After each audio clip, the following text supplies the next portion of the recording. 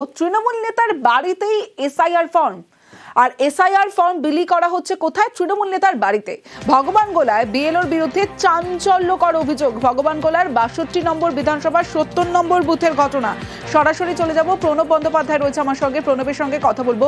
প্রণব, যেখানে বিএলওদের বাড়িতে বাড়িতে যাওয়ার নির্দেশ, সেখানে এসআইআর ফর্ম বিলির নির্দেশিকা রয়েছে, সেখানে তৃণমূল নেতার বাড়িতে সেখান থেকে ফর্ম বিলি হচ্ছে কেন?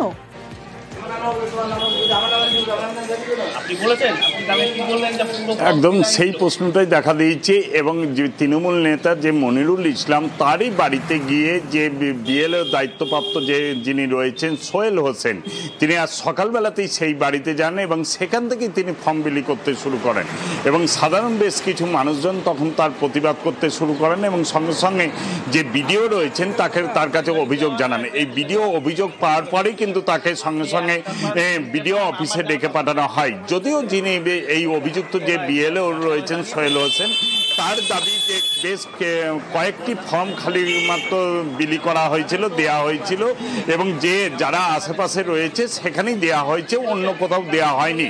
এবং তিনি প্রথমেই এই বাড়িতে এসেছেন কারণ এই বাড়িতে অনেক মেম্বার রয়েছে, সেই কারণে ফর্ম দেওয়া হয়েছে। কিন্তু সেই অভিযোগ কিন্তু মানতে নারাজ বিরোধীরা। তারা কিন্তু বলছেন যে যেহেতু তোমার তৃণমূলের যিনি নেতা মনিরুল ইসলাম রয়েছেন, তারই নির্দেশেই কিন্তু সেই ফর্ম বিলি করা হচ্ছে, যা কিন্তু পুরোপুরি নিয়ম বিরুদ্ধ। যদিও বিডিও বিষয়টিকে গুরুত্ব সহকারে দেখা হবে বলে কিন্তু জানিয়েছেন। বেশ, ঘুরতে গেছেন।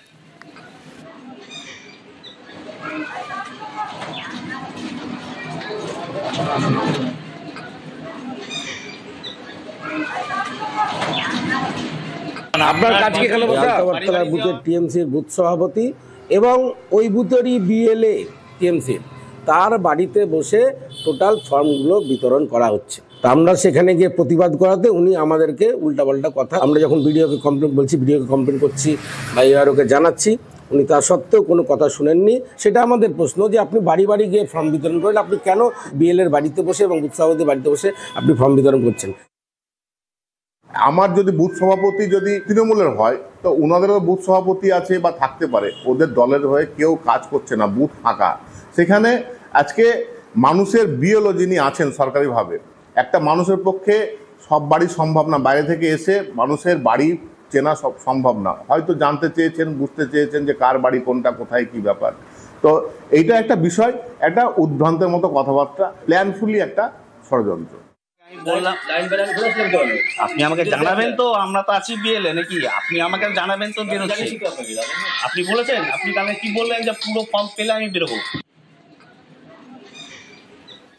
মুর্শিদাবাদের ভগবানগোলা, সেখানে তৃণমূল নেতার বাড়ি থেকে এসআইআর এর ফর্ম বিলি করা হচ্ছে।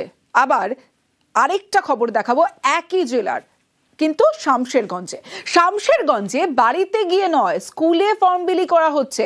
দেখুন, শামশেরগঞ্জের বাবুপুরের স্কুল, আর সেই স্কুলে ফর্ম বিলি করা হচ্ছে। স্কুলে বসে এনুমারেশন ফর্ম বিলি বিএলওর।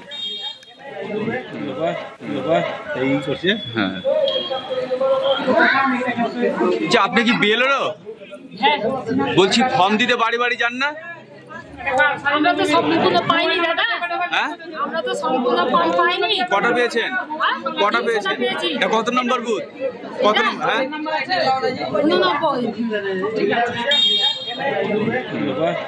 89। সরাসরি চলে যাব, প্রণব বন্দ্যোপাধ্যায় রয়েছে আমার সঙ্গে। প্রণব, এর আগে আমরা দেখলাম যে তৃণমূল নেতার বাড়ি থেকে ফর্ম বিলি হচ্ছে, এবার দেখছি এনুমারেশন যে ফর্ম, সেই ফর্ম বিলি হচ্ছে স্কুলে বসে। তারপরে সাফাই কি দিচ্ছেন সেই বিএলও?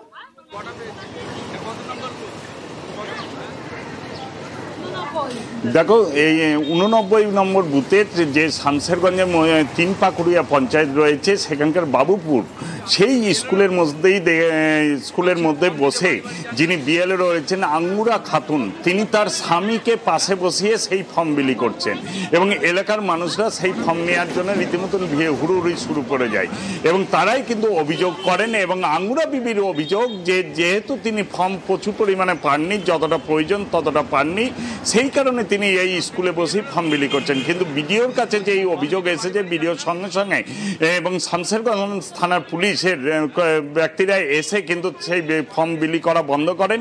তারপরে কিন্তু বিডিও ওই বিএলওকে তুলে নিয়ে যান। যদিও এলাকার মানুষের অভিযোগ, সকালবেলা থেকেই ওই বিএলও যিনি রয়েছেন আঙ্গুরা বিবি তার স্বামীকে পাশে বসিয়ে রীতিমতনভাবে ওই ফর্ম বিলি করছিলেন মানুষের মধ্যে, এবং তারা কিন্তু প্রতিবাদ করেছেন। যদিও বিডিও বলেছেন যে বিষয়টি দেখা হচ্ছে এবং প্রতিটি বাড়িতে বাড়িতে ঘুরতে হবে এবং যাতে কোনো রকমভাবে ফর্মের যাতে অসুবিধা না হয় সেই কারণে পর্যাপ্ত পরিমাণ ফর্ম কিন্তু দিয়ে দেওয়া হবে বলে জানিয়েছেন। বেশ প্রণব, বিয়ারের স্কুলে ফর্ম দিয়েছিল, ওর বাড়ি বাড়ি যাওয়ার কথা ছিল, তো পুলিশ প্রশাসন এসেছিল, যে বাধা দিয়েছে, এবার দিলাম বিডিও অফিস গেল। মানে এখানে আর দিচ্ছে না? এখানে আর দিচ্ছে না। কত নম্বর বুথ এটা? 3টা বুথ আছে, এটা 88, 89, 90। বসে বসে ফর্ম দিচ্ছিল, গ্রামবাসী অভিযোগ করেছে, প্রশাসন এসেছিল, বাড়ি বাড়ি গিয়ে ফর্মটা দিবে। এটা ভালো হলো, খুব সুবিধা হলো, মানুষের বাড়ি বাড়ি গিয়ে দিবে। ফর্ম দিতে বাড়ি বাড়ি যান না? আমরা তো সম্পূর্ণ ফর্ম পাইনি। কটা পেয়েছি? কটা আমরা আজকে পেয়েছি, এই সব এলাকার বলে আমরা এই জায়গাতে বসে আছি। তো এই কটাতে বাড়ি বাড়ি দিতে পারতেন? বাড়ি বাড়ি যেহেতু নিয়ম আছে। হ্যাঁ, বাড়ি বাড়ি নিয়ম আছে। আপনাকে কেউ কি বলেছে যে ইয়েতে দেওয়ার জন্য? এই এরিয়াতে আছে বলে আমরা এই এক জায়গায় সিলেক্ট করে এখানে বসেছি।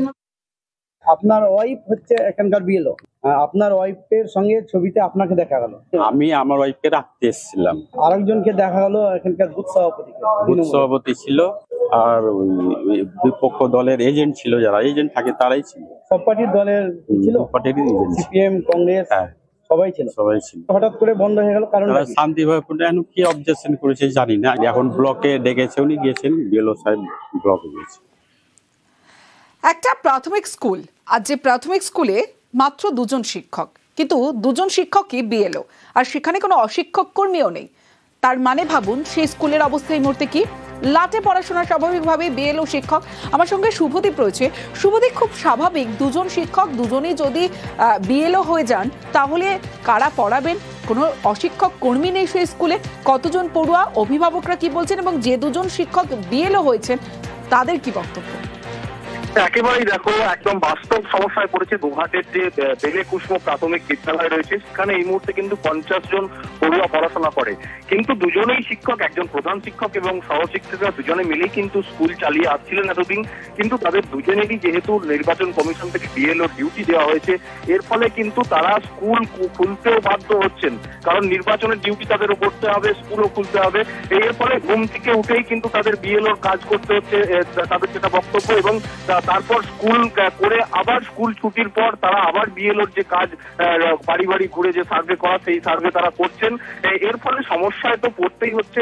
অভিভাবকরা আশঙ্কা করছেন যে একজন শিক্ষক কি করে এতক্ষণ টানা কাজ করে পড়াশোনার মান ঠিক থাকবে, এই নিয়ে কিন্তু অভিভাবকরা আশঙ্কা করছেন। এবং শিক্ষকরা যেটা বক্তব্য, তারা ঊর্ধ্বতন কর্তৃপক্ষকে এ ব্যাপারে জানিয়েছেন তাদের সমস্যার কথা। এখনো পর্যন্ত তাদের কাছে এই কোনো নির্দেশিকা আসেনি যে ডিউটি কোনো একজনকে দেওয়া হোক, বা এরকম কোনো নির্দেশিকা কিন্তু এখনো পর্যন্ত আসেনি। তমশ্রী। বেশ শুভদীপ।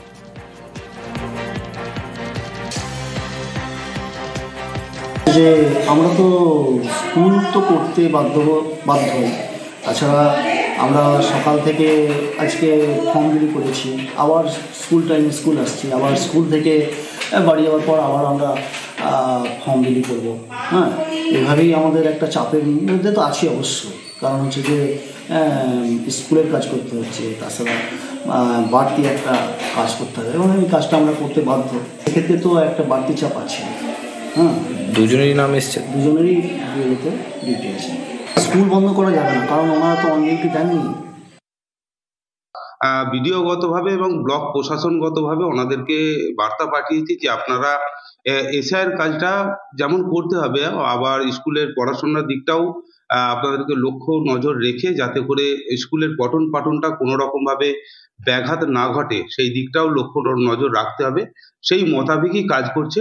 আর 2-3 মাসের বিষয় তো, আশা করি মাস্টারমশাইরা, অভিজ্ঞ মাস্টারমশাই রয়েছেন, তারা বিষয়টাকে ম্যানেজ করে নিতে পারবে।